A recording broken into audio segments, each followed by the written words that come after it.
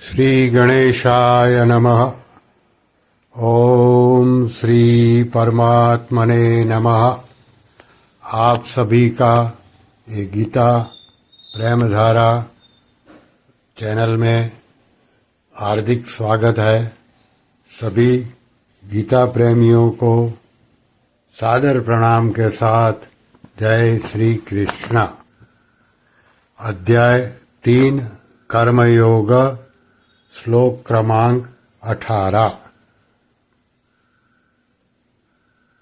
नैव तस्य कृतेनार्थो नाकृतेनेह कश्चन न चास्य सर्वभूतेषु कश्चिदर्थव्यपाश्रयः। इस श्लोक का अर्थ देख लें।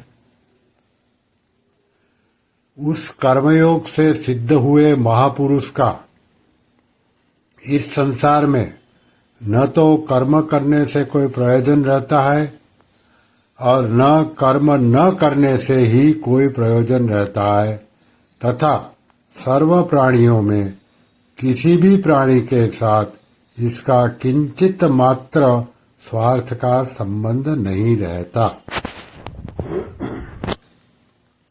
अब इसकी व्याख्या। नैव तस्य कृतेनार्थः, प्रत्येक मनुष्य की कुछ न कुछ करने की प्रवृत्ति होती है। जब तक यह करने की प्रवृत्ति किसी सांसारिक वस्तु की प्राप्ति के लिए होती है, तब तक उसका अपने लिए करना शेष रहता ही है। अपने लिए कुछ न कुछ पाने की इच्छा से ही मनुष्य बंधता है। इस इच्छा की निवृत्ति के लिए कर्तव्य कर्म करने की आवश्यकता है। कर्म 2 प्रकार से किए जाते हैं, कामना पूर्ति के लिए और कामना निवृत्ति के लिए। साधारण मनुष्य तो कामना पूर्ति के लिए कर्म करते हैं, पर कर्मयोगिनी कामना निवृत्ति के लिए कर्म करता है, वो कर्मयोगी है। इसलिए कर्मयोग से सिद्ध महापुरुष में कोई भी कामना न रहने के कारण उसका किसी भी कर्तव्य से किंचित मात्र भी संबंध नहीं रहता। उसके द्वारा निस्वार्थ भाव से समस्त सृष्टि के हित के लिए स्वतः कर्तव्य कर्म होते हैं। कर्मयोग से सिद्ध महापुरुष का कर्मों से अपने लिए यानी कि व्यक्तिगत सुख आराम के लिए कोई संबंध नहीं रहता। इस महापुरुष का यह अनुभव होता है कि पदार्थ, शरीर, इंद्रिया, अंतःकरण आदि केवल संसार के हैं और संसार से मिले हैं, व्यक्तिगत नहीं है। अतः इनके द्वारा केवल संसार के लिए ही कर्म करना है, अपने लिए नहीं। कारण यह है कि संसार की सहायता के बिना कोई भी कर्म नहीं किया जा सकता। इसके अलावा मिली हुई कर्म सामग्री का संबंध भी समस्त संसार के साथ ही है, अपने साथ नहीं है। इसलिए अपना कुछ नहीं है। व्यष्टि के लिए समष्टि हो ही नहीं सकती। मनुष्य की यही गलती होती है कि वह अपने लिए समष्टि का उपयोग करना चाहते हैं। इसी से उसे अशांति होती है। अगर वह शरीर, इंद्रिया, मन, बुद्धि, पदार्थ आदि का समष्टि के लिए उपयोग करे तो उसे महान शांति प्राप्त हो सकती है।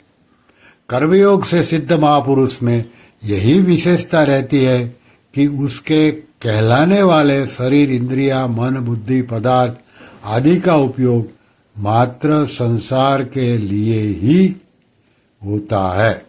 अतः उसका शरीर आदि की क्रियाओं से अपना कोई प्रयोजन नहीं रहता।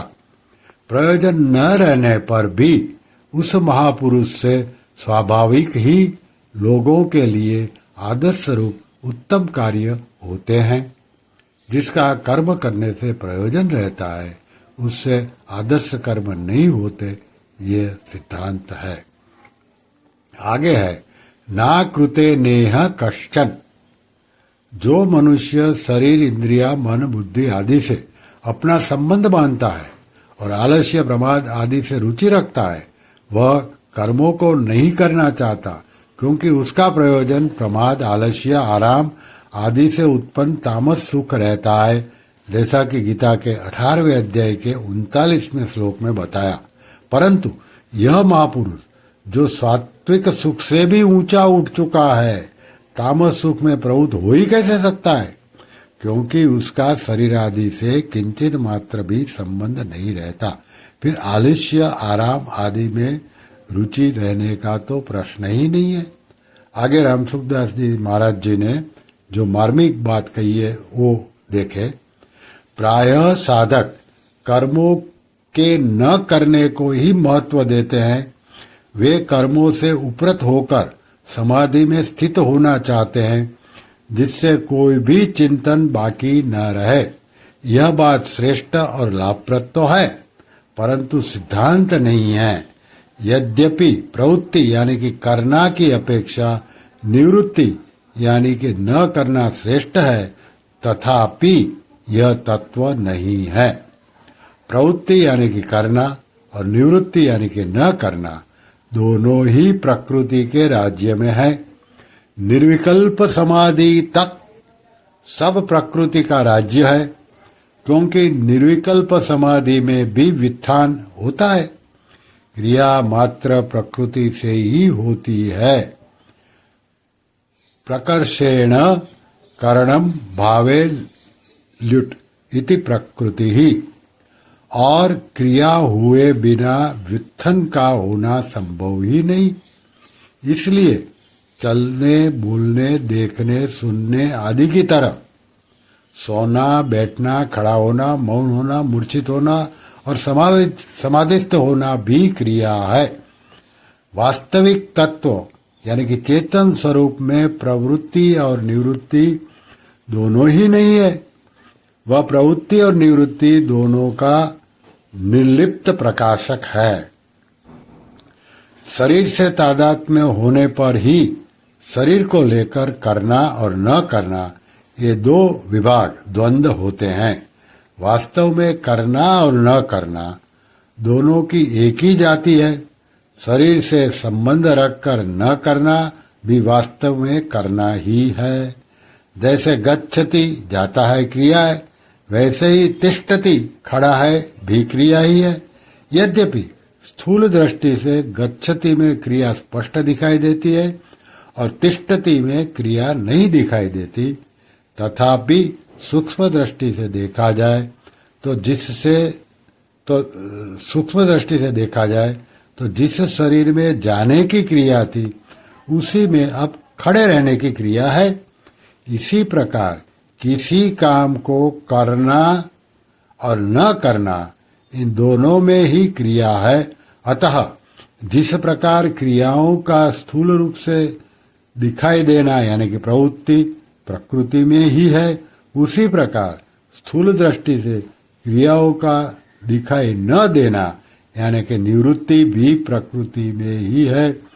जिसका प्रकृति एवं उसके कार्य से भौतिक तथा आध्यात्मिक और लौकिक तथा पारलौकिक कोई प्रयोजन नहीं रहता, उस महापुरुष का करने एवं न करने से कोई स्वार्थ नहीं रटता। जड़ता के साथ संबंध रहने पर ही करने और न करने का प्रश्न होता है, क्योंकि जड़ता के संबंध के बिना कोई क्रिया होती ही नहीं। इस महापुरुष का जड़ता से सर्वथा संबंध विच्छेद हो जाता है और प्रवृत्ति एवं निवृत्ति दोनों से अतीत सहज निवृत्ति तत्व में अपनी स्वाभाविक स्थिति का अनुभव हो जाता है। अतः साधक को जड़ता यानी कि शरीर में अहंता और ममता से संबंध विच्छेद करने की ही आवश्यकता है। तत्व तो सदा ज्यों का त्यों विद्यमान है ही। न चास्य सर्वभूतेषु न चास्य सर्वभूतेषु कस्मिंचिदर्थ व्यपाश्रयः शरीर तथा संसार से किंचित मात्र भी स्वार्थ का संबंध न रहने के कारण उस महापुरुष की समस्त क्रियाएं स्वतः दूसरों के हित के लिए होती हैं। जैसे शरीर के सभी अंग स्वतः शरीर के हित में लगे रहते हैं, ऐसे ही उस महापुरुष का अपना कहने वाला शरीर, जो संसार का एक छोटा सा अंग है, स्वतः संसार के हित में लगा रहता है।